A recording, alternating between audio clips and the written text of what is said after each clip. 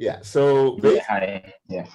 yeah. So this is where I want to start from. I have some thoughts, and I think the format really is like to give everybody, if you like, to give your presentation or your take on what you think the concept means to you, and then we can sort of ask each other questions, support, from wherever we get a premise, and then we build on from there. Is that all right?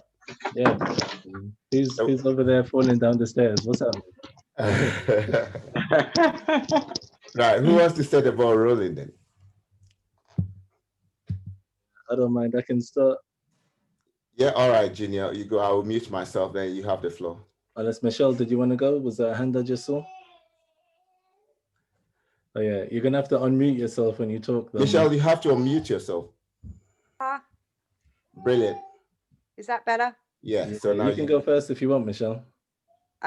Well, I'd had many chats with Michael about relating the messages in the Bible to a more spiritual sense of being, rather not taking these stories that were written so long ago and obviously were written for people who didn't yet have that concept of spirituality and how God is seen and how God is conveyed now, rather than a man sitting on a cloud with a beard. Does that make sense? Can't hear you. Yeah. Yeah. Okay. Okay. Yeah, I guess I can follow that up by responding to it as well. So for me, I'd say my concept of God is directly Bible based, and I wouldn't attach a time frame to it or a contextual time frame. So I'd say the only difference, I'd say, time frame wise, is with the introduction of Jesus in the New Testament, we get more of an insight into who God is. But yeah, I would say that who God is and what He is has been gradually revealed to man. And in the beginning, we had more, I'd say, possibly, a concept of who God is, and that's faded over time, causing the reintroduction of Jesus to give us more of a familiarity and connection to God. And I'd say now we're probably in a phase of half and half, where we've kind of gone a bit away from at least dependency on God and knowing God in that way, but as a human race having a more physical relationship. Sorry, Mark, can you mute your thing so when you are talking then you can unmute it? I think sorry, Ginny. That's fine. But yeah, that was me, full stop.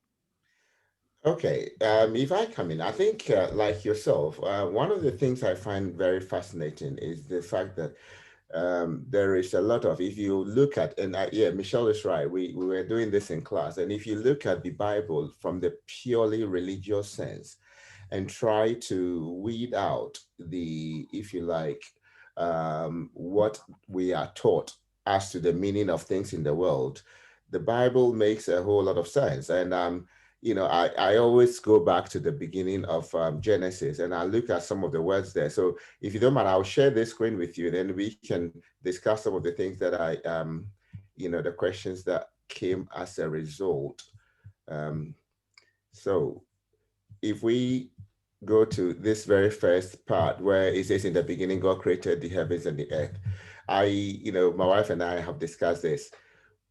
First of all, we get some description of God, as a spirit that was hovering. So when he says God created the heaven, because I think the understanding of these things, if we are able, is going to make us have a more closer exercising of the power of God. So does anybody, and Mark, I know you're there, anybody, what do you think when they say God created the heavens and the earth? What does that tell you? Because we now know that heavens is no longer that thing in the clouds or in the sky, but, we've got some answers in the New Testament. If anybody wants to take that up. Very interesting. I think it's in a broader sense, like you're saying, that sometimes you think, oh, God created the heavens and earth, so we kind of very separated from God. God is just up there and we are down here. But I think it just kind of covers, humanity.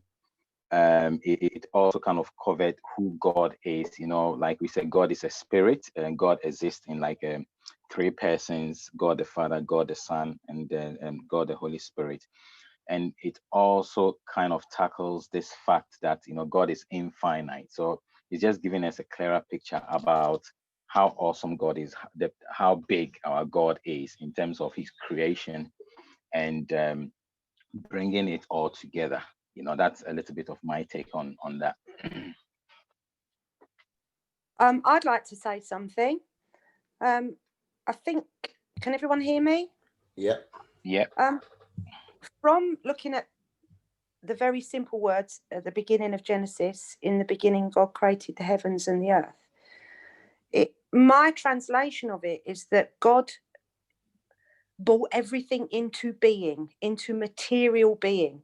So from nothingness, He brought everything, which would be vibration, would be energy, a form of intelligent energy, highly intelligent energy that must have been conscious, must have a consciousness. And that's how I see God, that God is not with form, but is everywhere. He's in the past, now, the future. He's everywhere. He has so much power in order to create this universe that we now live in and among. Does that make sense? Yeah, and I think the part that, sorry, I know Junior, you just I'll stop and then, but I think you picked on the point, which is about the and Mark also said the same thing about the infinite nature and the formless, and I think that is quite clear in the sense that it was just a spirit that was hovering over the face. And I think one of the things I'm beginning to discover, and I ask people, what does the word heaven over there means? Because we get some translations in the New Testament, and we and even lower down the same chapter, you begin to conceptualize the idea that this heaven there is more about a state of mind, rather than a concrete, place, which is what originally we were made to believe. Junior. Yeah, go ahead. Yeah, hey, it's interesting with I guess I lean a bit towards where Mark was saying. So, just in terms of the who, so I would have God there and also the Spirit of God. So, two persons emerging, and then later on we have by Genesis 1:26, we have Jesus being involved as well. So, I'd first and foremost say we have the three persons present at the point of creation. And then biblically, if we're talking about heavens, we usually get three choices between the sky, the stars, as meaning the known universe, and then heaven where God is. So this one seems to me to be leaning towards the universe, so space, essentially. And as a byproduct of this, because of the word beginning, we have to say time comes into existence at this point, because it was saying, like Michelle was saying, God isn't bound in any way by time. So we'd also say that time comes into existence in this verse as well. Okay. I think then the question comes in, because one of the things which I think my primary concern, not concern per se, but when I hear many people, Christians especially, make references to God, there is this concept or this idea of some removed entity, if you think of, and I think it's more like the way that we have humanized God. So we see God more like, say, the king or the president or something. And if we go further down this, same Genesis chapter 1, we get a certain, sorry? We get a certain idea of the nature or how this God operates, because I think I'll throw it back to when he says, then God said. We know that, first of all, earlier on, we've been told that this God is only a spirit. So what is really the meaning of this phrase, God said? Because the spirit really doesn't speak our language. So when we talk of God said in this particular phrase going forward, what is the Bible describing here? In terms of, if we take the words out, what are we talking? If it's an energy or it's a spirit, or what is it doing? And how do we actually experience that as within ourselves?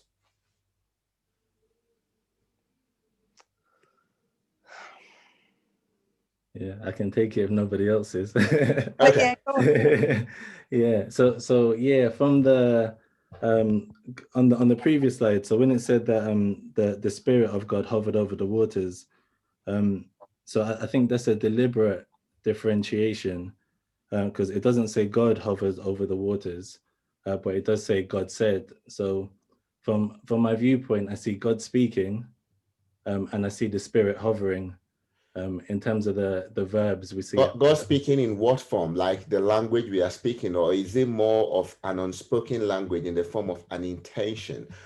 Setting out an intention, or there's a situation. The spirit has seen the formless nature. There's the everything, and then the speaking.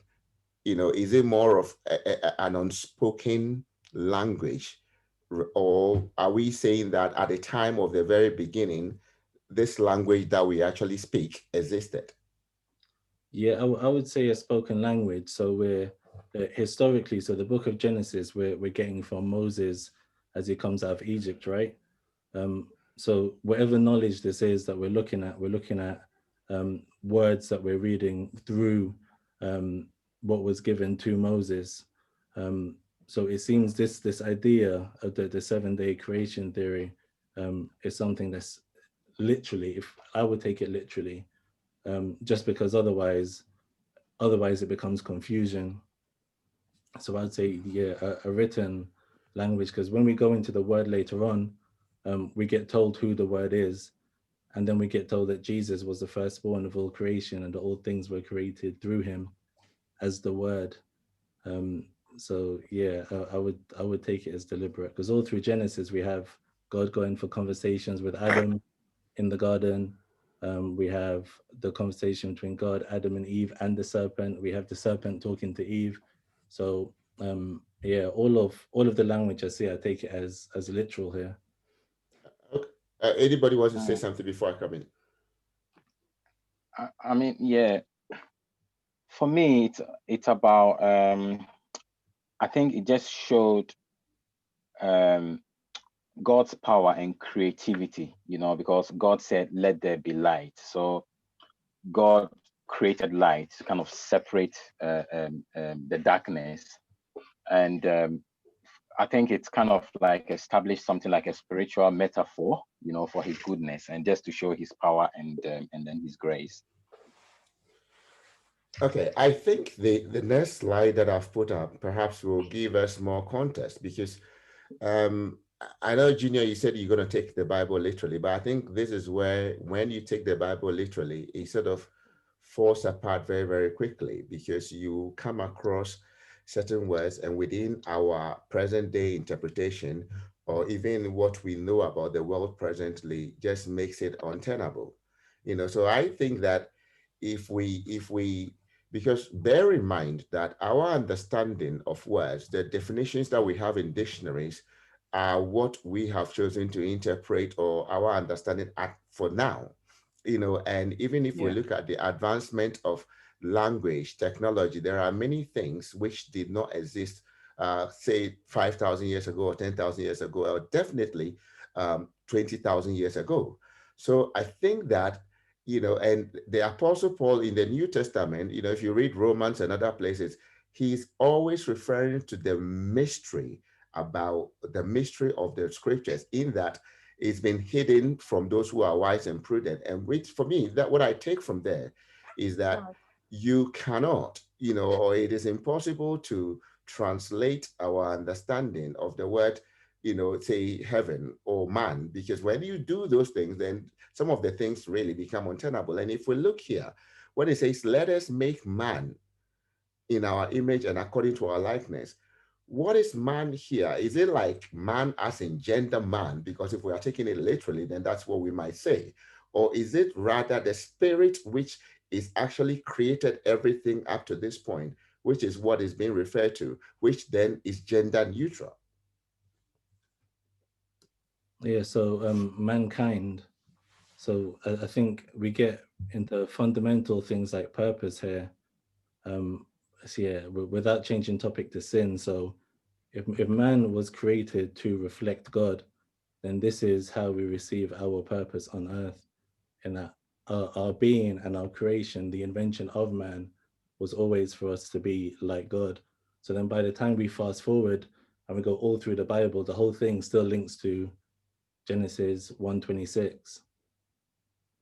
So is man God, or is man capable of becoming God? So the aim here is to be as much in the likeness of God as possible. So being holy and being like God is what's seen as righteousness. To be sinful is to be the opposite nature of God. Okay, I think sin is a big topic, but I think up to this point, if we are going to go with the, sorry, Mark, did you want to say something? No, I was just going to add a little bit, like it says in Matthew 5, verse 48, that be perfect, even as your Father in heaven is perfect. So we can actually strive. We cannot become God, but we can strive towards perfection in a way. Yeah. Actually, we can, because Jesus said we can become God. And I've got that because when we go to this part,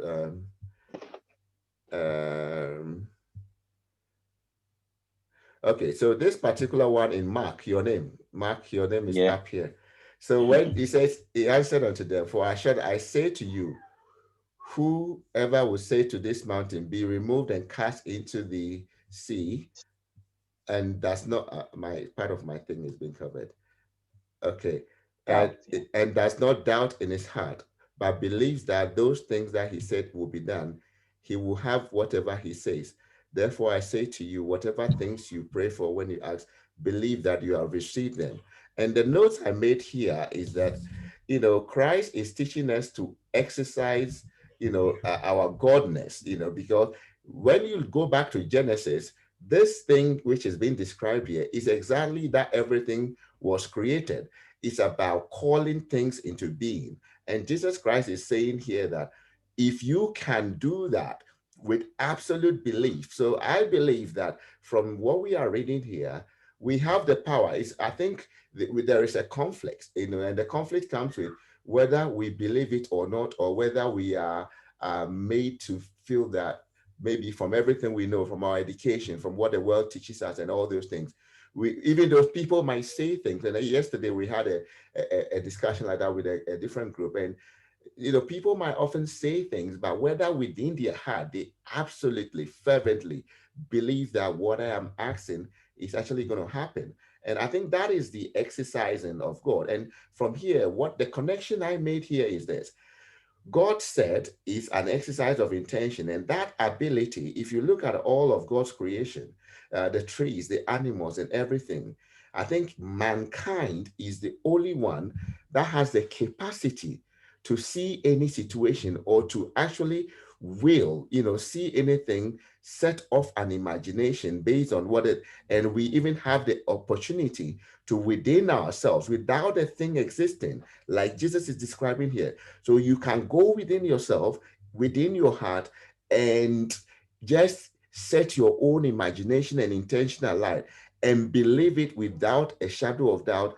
And we have been told that if you can do that, you will get it. And that this particular function here in Mark, for me, is no different from the first few verses of Genesis, where God said, let there be this. And we know that God was not speaking our human language, but it was more of setting out an intention of creation.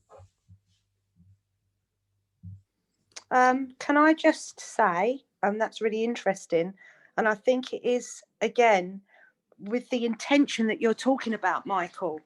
I think that if God, and what I believe is God, the greatest power, the most intelligent power, who intended this to come into reality, our world, our universe. And I think we're just mere mortals. But I think the fact that we were intended from the same vibration that intended the universe, we are part of God. God lives in us. So therefore, we have those powers in us. And I think the connection with God and intention is the true faith. And I think because we go beyond the material, beyond our bodily, our bodies and what we see and what we can touch, true faith, true spirit is him knowing that and connecting that intention with the power of God makes us as God in his likeness. Does that make sense? Mm-hmm. Yeah, it does. Yeah, because sorry, Mark, go on. Oh no, I, I was just kind of responding to Right. Michelle. Yeah. Because I think that if we are able to understand what Jesus tried to make us see in terms of the power within us, and I think that also goes back to this particular slide, which is about true worshiping, and sometimes, again, you see many people, and when we had a discussion yesterday, the power of God is the same power that enabled people to go to the moon, because I think we diminish that power. So then we ask ourselves, how do we get that done? And I heard of the story of the Wright brothers who actually invented the aeroplane, and they were actually in competition with some really stiff, intellectuals who were being funded by the government. But their faith and their belief and desire made them to become the people who actually got the machine in the air.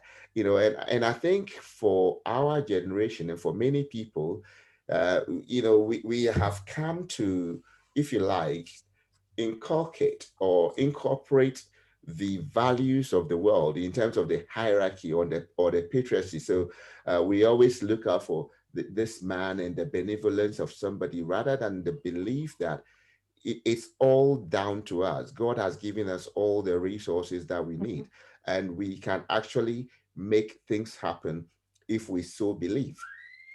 I just want to, yeah, I agree with that. And I think that's because we are as of God. So this spirit, this energy is as of God. And I think our brains can use our imagination to intend things towards us in faith. I remember my mum once saying that years and years ago, when she was a small child, she used to read comic books. And in those comic books, there used to be pictures, imaginative pictures, almost like sci-fi, where they had laser guns. And in fact, back when my mum was watching those, reading those magazines, laser guns, there was no such thing. They'd never been invented. It was just in the imagination of that person who had made these comic books. And now we know, and my mum says, and she's a great believer, she says that because if we connect to the Spirit of God, anything in our imagination, anything we intend can be made material, can come into being, just as God brought us into being. Yeah, no, I think that is the missing element, because there is almost the tendency to always, if you view the Bible, that beginning part in the sense of the way we see things in the world, we make ourselves powerless, quite different from what God actually intended. Because God's intention in terms of creating us in his image, in his likeness, and if we look at the attributes of the Spirit up to the point where he created man, it is a spirit which is able to call things into being as if they were there, and without any doubt or any faith. And those things came to pass. And like your mom said, and like I have experienced, and yesterday some of my old mates were talking, and when people begin to look back, into your life, we could see things that sometimes out of, I think what we tend to do as human beings is this.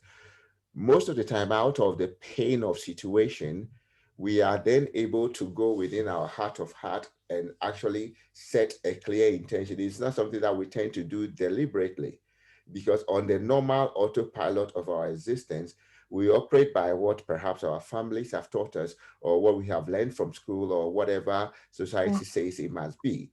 So until we come into a situation, most often of pain or difficulty, we don't really go to our souls and to will something that we fervently believe. Because there's this book that I was reading. I don't know, Michelle, you say you're going to buy one, Three Magic Words.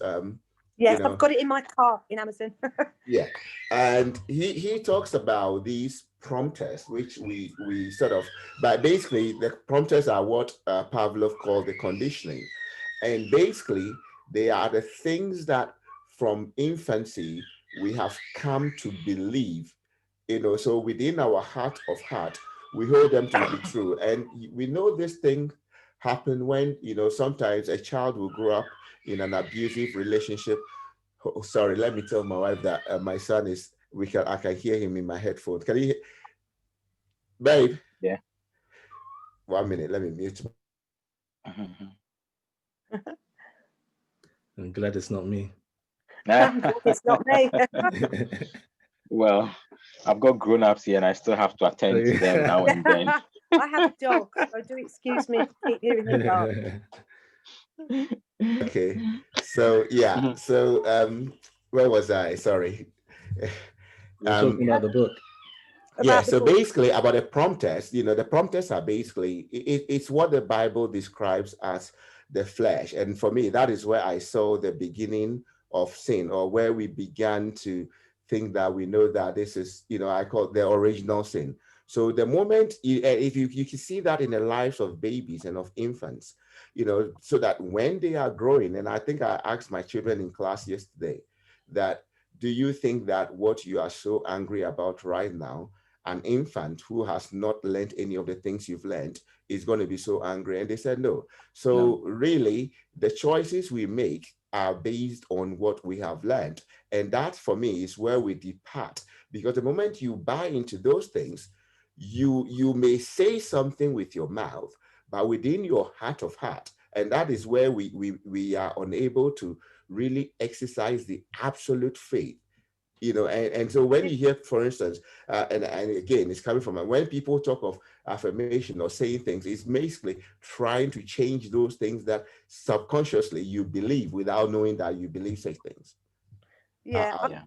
Sorry, I don't want to keep cutting in, but I think talking about that, talking about a child who is obviously more innocent and hasn't been tainted as much, unless they've had quite a bad start, does influence the way you then start to react to the world around you.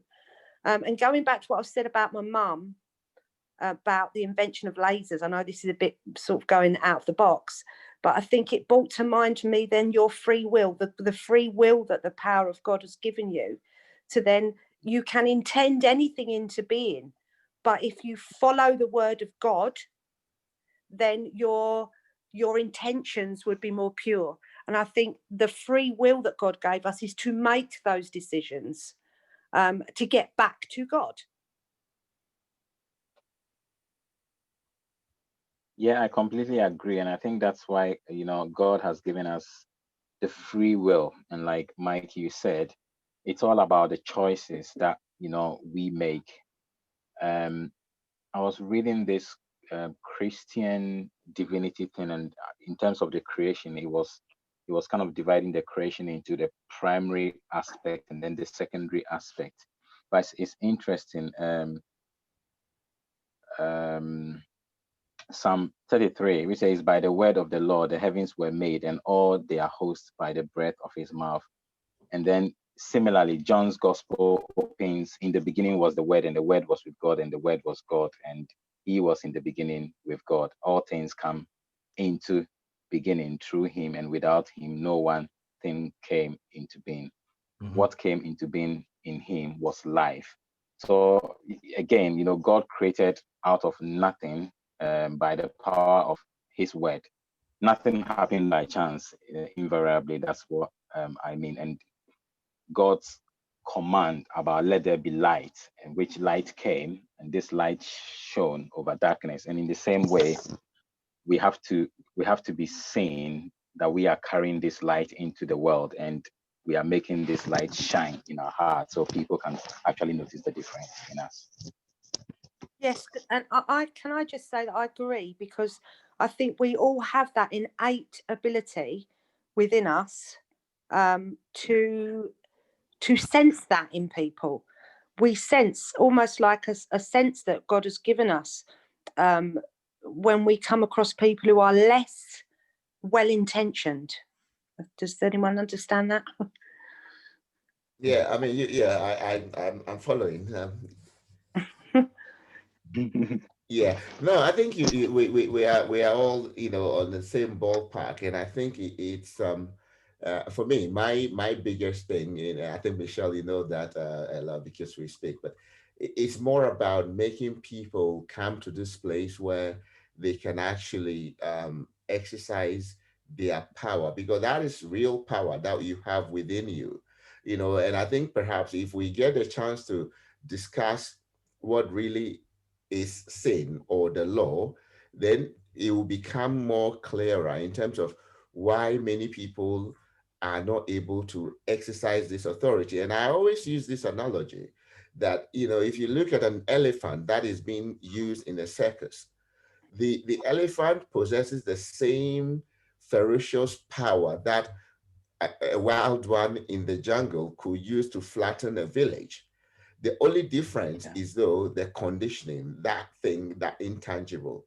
And I think for most people, that is what has happened. So even though we have been created in the image of God, even though we have the ability, and one of the books I was reading says that everything we see around us once existed in somebody's imagination.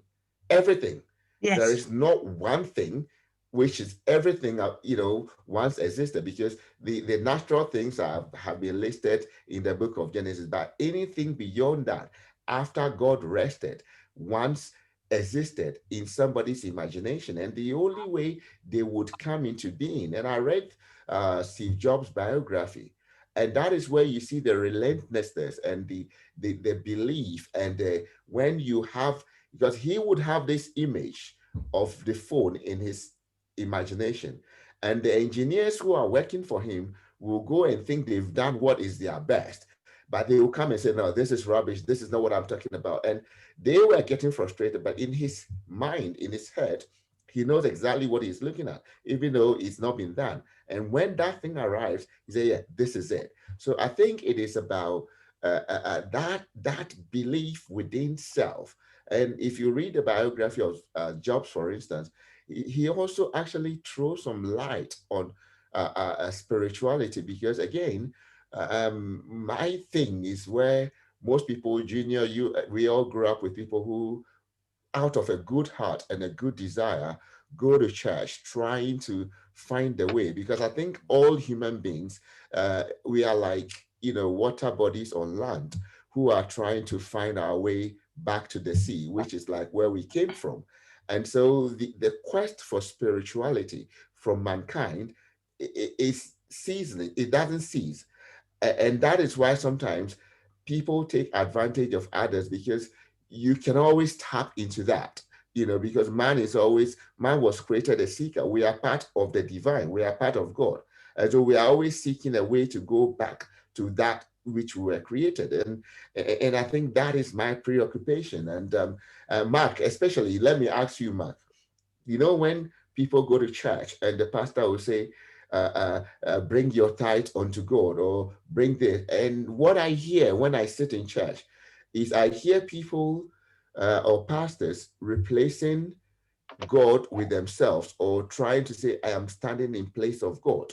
Or sometimes they make the church building or the church organization come in place of God. What do you think about that, Mark? You Or know, this is the reason why we have so many conflicts in churches. And to be honest, you've seen a lot of churches being split into two, because as a pastor or a leader of the church, you are just a medium that God is using you. I don't think anybody has got a right to come and demand people to pay tithes. At the end of the day, it comes back to the choices.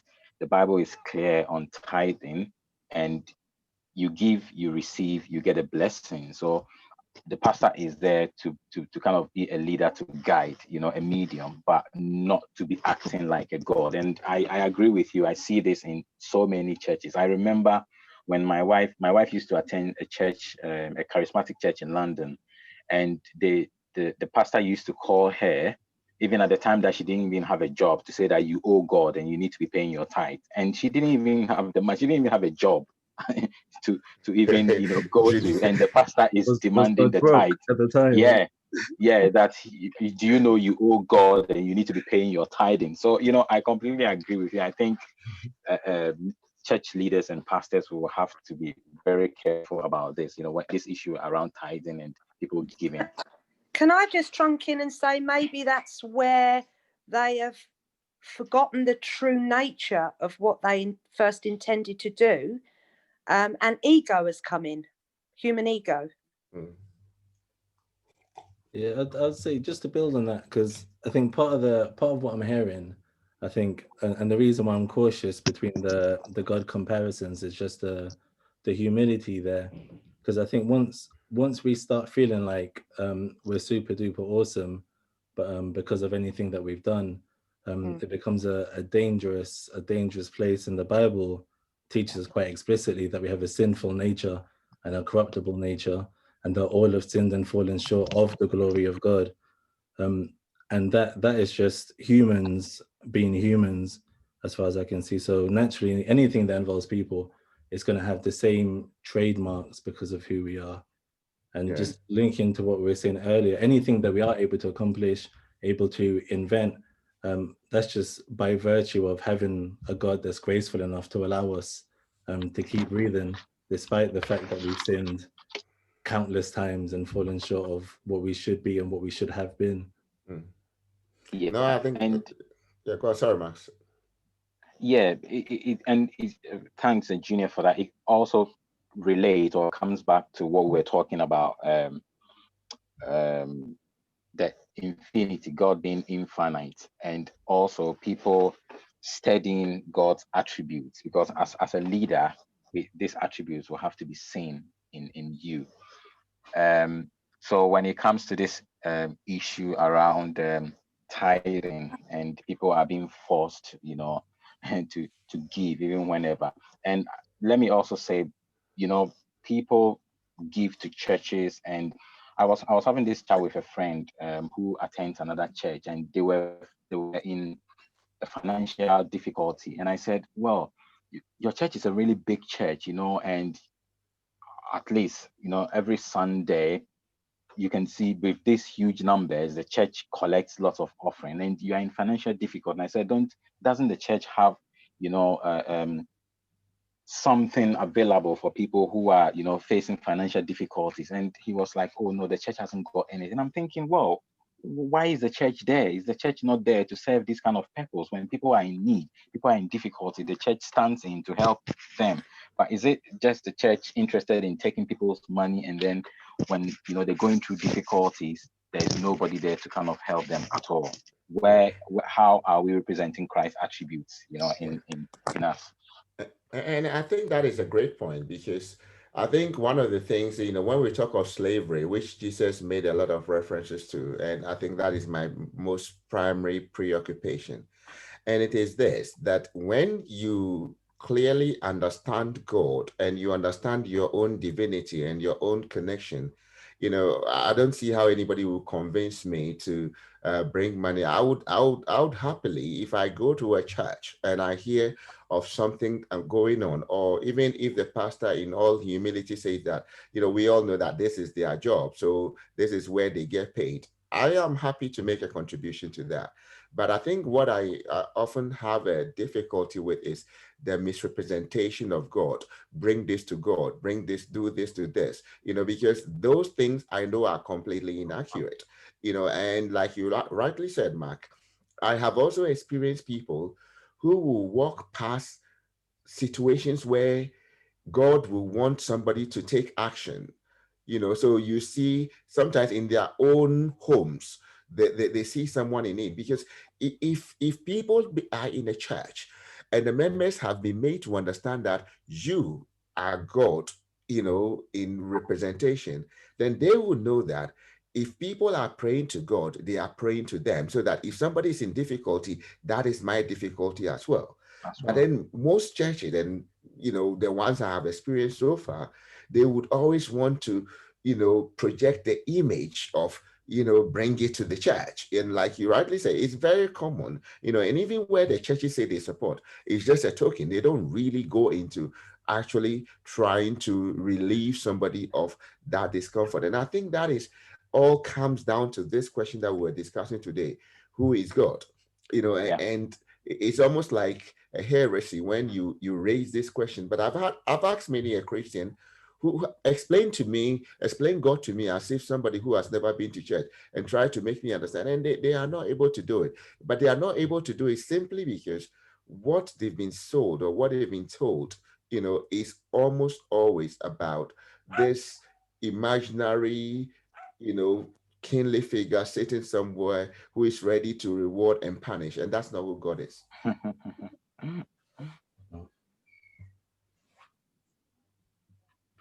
Did you want to reference this verse, Michael? Yes. Yeah.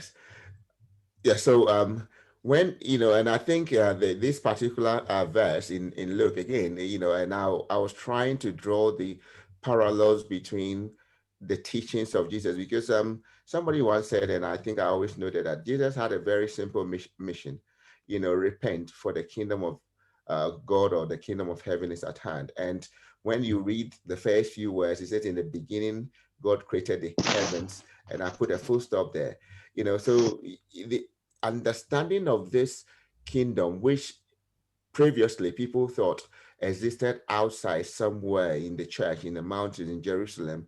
And Jesus is being very definitive to say that this thing is within you. And so if the kingdom is within us, where does the king live? Because if God is the king and the kingdom lives in man, then where can we find God? Which was one of the initial questions. The kingdom of God lives in mankind, and God is the king. So where are we going to find God? Yeah, what translation is this, Michael? Because I'm used to either amongst you or in your midst. This is the New King James Version. I kind of like the language, but it goes close to the original King James text. Yeah, because I'm used to in your midst, because I think this is when the Pharisees were trying to bad up Jesus, right? Yeah. Yeah. So and I think it was where I think this is, I don't know, it's connected to the healing and all those things. And they were, so when should we expect this to come? And I think it was in the context of people, there's a reference to, sometimes most Christians like to idolize Jesus Christ rather than see Jesus as an ideal.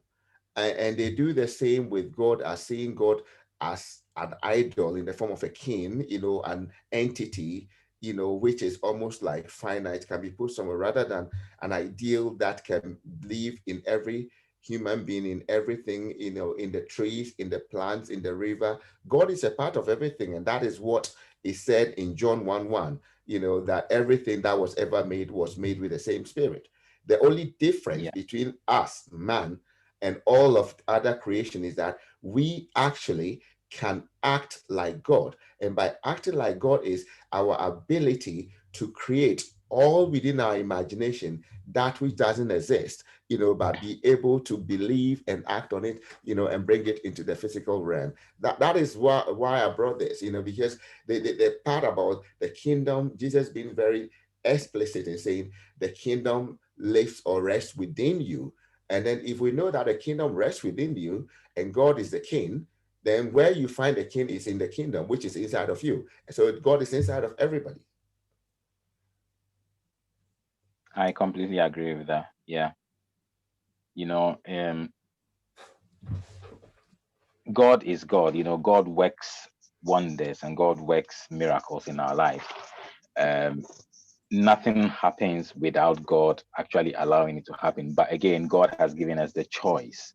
That's why it could have taken Israel a few days to get to Egypt, but they ended up taking 40 years to reach there, because God actually give them that choice, that okay, you want to go through the hard way, so I'll allow it, so at least you can learn a lesson from it. And I just saw Psalm 52 verse 57 verse 2, which says that I cry out to God the Most High, to God who fulfills His purpose for me. So I think this is the key, to in understanding God's purposes for us in life. And if we have choices to make, and it's up to us whether we make the right choice or we make the bad choice. And sometimes God will permit us to make the bad choice, but then are we ready to learn from the bad choices that we've made so that we can amend our ways? And Michael, I completely agree with you. We have to see God as an ideal, not like he's so far removed from us, and that we tend to kind of like replace him rather than trying to Leave him. yes, exactly. Yeah. Yeah. Junior, you. Yeah, I'm thinking through. I think because there's a couple of ways to look at it, isn't there? So if we're talking about the kingdom of God, um, so I contextualize it as salvation to me. From the speaking, I need to have a scroll through the chapter just to remind myself again. Yeah, sure. But essentially, it was them wanting to know is essentially when God would return, reset, and these things. So they were looking for these things because he's positioned himself as being some kind of messianic guy or prophet or something like that. So I'd view it within the context of salvation more so, because if we're saying God, I'm not sure if we're saying the same thing. Because so Jesus says that he'll send the Holy Spirit as a comforter and be with us always, even until the end of time. So if we were to fully say God, I think we'd be misinterpreting the initial Genesis scripture, Genesis 3, when there's this separation created between God and man. Because if we're saying that God lives in us and the kingdom is within us, then there's no need for Jesus to even be here saying this. No, I think Genesis actually confirms that, because before we became who we are, God breathed the same spirit, part of the Mhm. spirit. Okay, I think I get your point. All of God, I think God is infinite, which Michelle said from the beginning. So we are just a part of God, in terms of that same big universal spirit of God. So Yeah. that ideal, that spirit, is a part of that which was breathed into us. So that thing gives us the likeness, and there was a reference which I don't know if it's Yuval Anderson who said that, but he said the mystery of mankind is that we are as small as the point on the pinpoint of a pin, and we are as big as the entire universe. And what I see in that is this: we are just a small fraction of the big spirit of God. But within that small fraction also, we have been given the enablement, if we can exercise our connection back to God, to be able to do anything and exceedingly, like, and Jesus, that's why he was saying, you can ask this mountain to move if you so believe it. So I think we are not saying God, if we move away from the God as an idol concept, but rather as an ideal that every human being has the capability or the capacity to exercise, or it's almost like an energy source or a life source, Yeah. and that's like what is stated in John 1:1, and our only difference really is that we have the likeness or the image, and the image of God is what? They are the first things that the spirit did before man was created, and the ability to create. I think that's all, because if you look at all other animals, in fact we share DNAs and things equally. It's only our ability to do the things that we do, which is what makes us, the exercising of God. And the thing is this, Mark, you use the word bad. Even for me, I think when we get the opportunity, we can explore the concept of sin from the original sin. And I Yeah. think that is where sometimes the world disturbs us, because if you don't see anything as good or bad, which is what you also see in infant, the child will, fall down and, they'll cry, and the next time they go back, but we always quick to categorize things, sometimes are not able to learn the lessons that life wants to give us, because we think certain things are so bad. But if we can accept everything like this is part of the journey, and you are rather listening to the man within, where we go into our own silence to, what is God telling me about this? And if we can find those answers, then I think we will be able to just, see this life, in exactly as God wants us to see it. Can I just say that if Yeah. I think I agree with you on that, and I think also the differentials, being be able to think something's good or bad. So I'm gonna try my best to explain how I feel about that. I think it's because if we live by the Spirit of God, then we are in touch with our emotions rather than our thinking brain. Our thinking brain will allow us to do all sorts of wonderful things, But the Spirit of God, I think, allows us to feel our emotions. And I think when we say differentiating between good and bad, I think maybe it's that feel it. You will feel what is right or what is wrong. That is part of the spirit of being the oneness of God, being made in his image, being part of that whole vibration, I would call it, that power, is to feel that when we come across things, rather than labeling them that's good, that's bad, how we feel, and make the choice to either steer away from something or embrace something in the Spirit of God, rather than saying that's bad, that's good, not putting labels on. Only God can really decide at the end of days.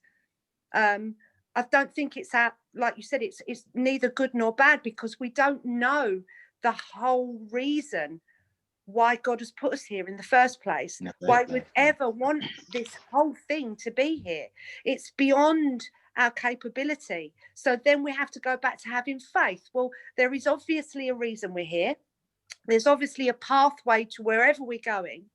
And we've been here for thousands of years. And should we not learn then through being from the seed of God, coming into material being and having that spirit within us, to actually following the word of God, to me, is to know that in your heart something is either going to take you the wrong way and cause pain and suffering, not only to yourself but other people. And I think people are in a lot of pain, and they're going along with a more human way rather than a spiritual way, causes them and others pain. And I think God has given us that emotion as that radar, that radar to if we're living not again, I don't want to use the word good or bad, because like you say, I don't think it's our job to label anything, but to find our way through the world with that knowing that we are part of God.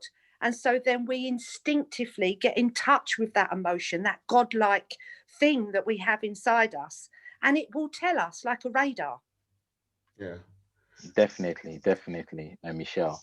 And you touched on the fact that there's a reason why we are here. There's a reason why God created us. And I read this book by Rick Warren. I don't know if any of you have seen the book Purpose Driven Life, which says, "What on earth am I here for?" Okay. And he mentioned four purposes. So the first purpose was you were planned for God's pleasure, which is about worship. And then we were formed for God's family, which is about the Christian church. And then the third purpose is we were created to become like Christ in terms of discipleship. And the fourth one is we were shaped, or we have been shaped to serve God, which is Christian ministry. And it's really, really interesting. It's about what our life purpose consists of, a central motivating arm of our life. So there is a reason why we wake up in the morning. We want to go to work, or you have things that you need to do. We've been created to influence behavior that influence other people's behavior influence us. There's a reason that we help to shape other people's goals, or other people will help to shape our goals. So we offer a sense of direction, create meaning in this whole life. So definitely, there is a purpose for us being here and being created in the image of God. Yeah, I think that's true. The only part I want to come in is that the purpose is there. I mean, and one of the things which often comes up is like the Christian church. You said, and I'm sure this person who wrote the book was writing it from the Christian point of view. Yes, But Chris, Warren was, yeah, I am one who would fundamentally want to look at, the teachings of Jesus Christ, and even that of, the Apostle Paul. And when you talk of the universal church, and perhaps again, there is another topic that we can look at. The universal church really is about the human being. And I don't know, Michelle, you heard about Neville Goddard, right?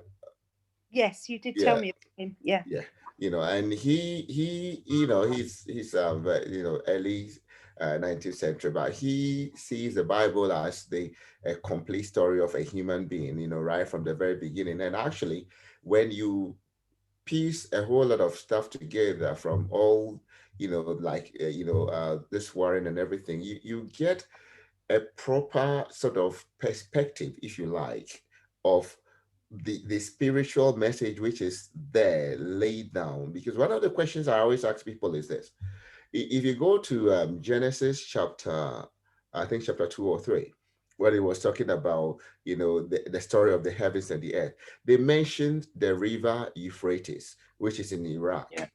And then I ask people this question: are you saying that in the beginning of time, the very, very, very beginning of time, that water body has been given a name Euphrates? I'm sure if you go back and reference this, you will know when the river Euphrates was named and by whom and after whom. So these things, most of these things we read in the Bible are actually, I tend to refer to the words as if they are symbols which try to convey a spiritual message. Now, these spiritual messages are quite deep and dense. And when I was reading, for this session, even in Genesis, which I've read a few times, I came to one of the chapters. Let me, no, no, one of the verses. And then it was talking about, like it said, God said, let there be light. Yeah. And then Yeah. when you go to verse 14, then he said, oh, he split the light into two lights. There was a big light and a small light. One did it. So straight away, I began to realize that the light which is being referred there is not just the light as we know, it's not the sun, but the meaning was not there. It didn't come to me. And these things are so deep that, like I said, you only have to be given such revelations most of the time by the grace, and if you are able to go deep within yourselves. But one of the things I'm more convinced than anything is the fact that the words there mean more than just what we know them to be. And if you go Mm. back and read just Genesis chapter 1, it is so loaded, like you ask yourself, what does this light mean? Because we thought the light was the day and night, but then he said, okay, now he's played, there was a small light and a big light, and then they became this, so he was no longer talking about that. But again, this is why for me, I think it is always very important to just go within yourself and and try to connect with the Christ spirit, because that is what Jesus promised. That when that you get that spirit, when it comes, it is that which is able to explain things to you.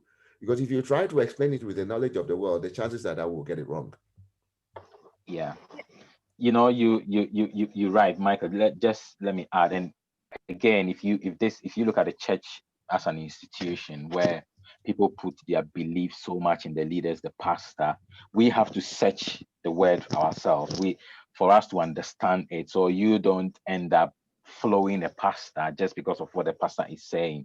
We we have to know what the Bible is saying concerning our lives, because the pastor will also, being a medium or somebody who is Christ's representative, whatever messages they are giving us, we have to make sure that we are checking and making sure that this is actually coming from the Bible, rather than just we seeing the pastor as the God and doing and following like people do everything. Like I've got this friend and he's always busy. Oh, the pastor says they should do this. The pastor says there's a new direction, and I'm thinking, well, is the pastor the only person who is making all the decisions for the church? Do they even have leadership of the church? The pastor comes and the pastor says, God has revealed this to me, let's do this, let's do evangelism, let's go and do this, and people are running all over the place. I'm thinking, well, who is checking this with the scriptures to make sure that actually what this pastor is saying is what is coming from God? So Yeah. we just have to be careful. And I think it boils down to what we have been saying from the beginning, which is if man sees their power, that within ourselves, we have been given the same enablement, then you know that, yes, there is leadership of the church as an organization, but the pastor does not have a composition that is different from you. And so then you are able to, or you have been enabled to go out there and search for the truth yourself. But most people do not have that capacity. In fact, they don't think it is within them. And I must also even add that in some places, and I've been to a few places where even questioning what the pastor says is almost heresy. And they are, you know, I've had a few, I have quite a few pastor friends on Facebook. Some of them have blocked me, unfriended me and everything. And, you know, Michelle, you know me, I'm not going to, and Junior and Mark, Mark and I went to school way back in Ghana, you Yeah. know. Are you in Manchester now, Mark? I'm in Birmingham. Birmingham, yeah. And Yeah. Nana, your boy just joined us. I think he's somebody that we interact a lot on Facebook. We've never met before, but I just gave him the invitation that if he was interested, he could join. Nana, do you want to say a word or something? Well, just to say thank you for inviting me. I'm not. I think I joined a few minutes after the rest of you, so I'm just following. I'm not sure what the say the topic is or what's being discussed. So I'll follow, and when I want to say something, I'll surely do. Thank you. Okay, thank you. Yeah, Great. so I think, Mark, like your friend's issue, which is often the issue in most churches, you know, pastor says, and we are running. And I think it's not just, to be honest, it goes beyond the church. Beyond, Because yeah. I look at it and I see it in the societal sense, you know, the way that if you go to developing countries or even within these countries, you know, Junior, Michelle, we are in school, we work in school. And I always say to people, we are training these children to always look up to somebody. I don't think the curriculum in all its intent makes them believe in themselves and feel that I all by myself, I'm able to do something if I can actually come up with something and pursue it. But it's more like we're all working for that job and that job and that job. So it's not just limited to the church, but I think it's almost like the way of thinking of the world. And I think it's so because those who are in charge in the church is the pastors, but in society, you have like, you know, the politicians, the kings and the queens. They want to exercise that authority, and they can only exercise this authority if people listen to them and people are going to take their word as gospel. Yeah. That's food for thought. Yeah, that is, yeah. So no, I think it's been a really, really, you know, I really have, I don't know about you guys, but I think it's been quite illuminating in terms of the discussion. And, Yeah. you know, I agree. and yeah, I like I said to Junior in school, I was going to trial this, but if it's sort of a thing we would be happy to do, I'm more than happy to get the account running so that periodically, there are so many things. I want us to look at sin. I want us to look at, you know, Sin is a big one. Yeah. So what, you know, it's up to you. When do you want us to meet up on the concept of sin? I mean, Go on, yeah, sorry. just send me the invitation, you know, and then I can plan towards that. Yeah. Michelle, what Michael. did you say? Yeah, no, the same goes for me. And I think it would be really interesting because I don't have such a big knowledge of the Bible as say you or Junior or maybe Mark does. And so I've gone down the route, as you know, more of spirituality. I've looked at Buddhism, do no harm, and those kind of spiritual concepts. And it doesn't matter how far I've gone with that, I still come back to the God belief, the belief in this all powerful. I mean, I can't even imagine. And I don't think if we ever really, if somebody whispered in our ear, if God was to actually physically whisper in my ear, this is the reason we are here. I don't think our brains have even developed enough to take on the capacity and the scale of what we are witnessing. Even when we look at bees going from plant to plant, there is so much more in that, so much more intelligence in that. And so I've tended to go down either the spiritual path or looking at quantum physics to match up science, and so that science and religion can come together. But my interest now, and that's why I like this, and I would like to come back again and discuss further the parallels between the Bible's teachings and how spiritual they are and how they match in with that. Does Yeah. that make sense? Yeah. Yeah.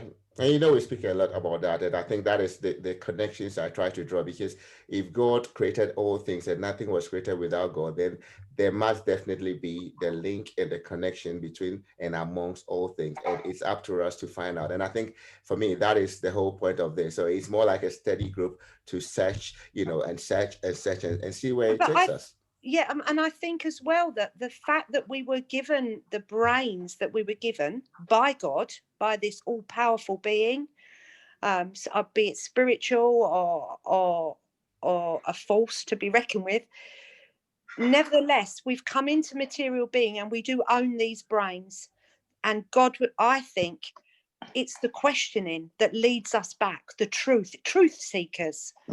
I'd like to say that I think it's all very well to just sit back and allow yourself to say, well, that's it. That's what I'm going to believe. And I think the truth is in that Bible. That's what I'm beginning to believe. It's in there. Yeah. It's absolutely in there. And I think it's God's. I think God would want this powerful that brought everything into intention. Everything we see, touch, feel, hear, experience, even spiritually, is through that power of God.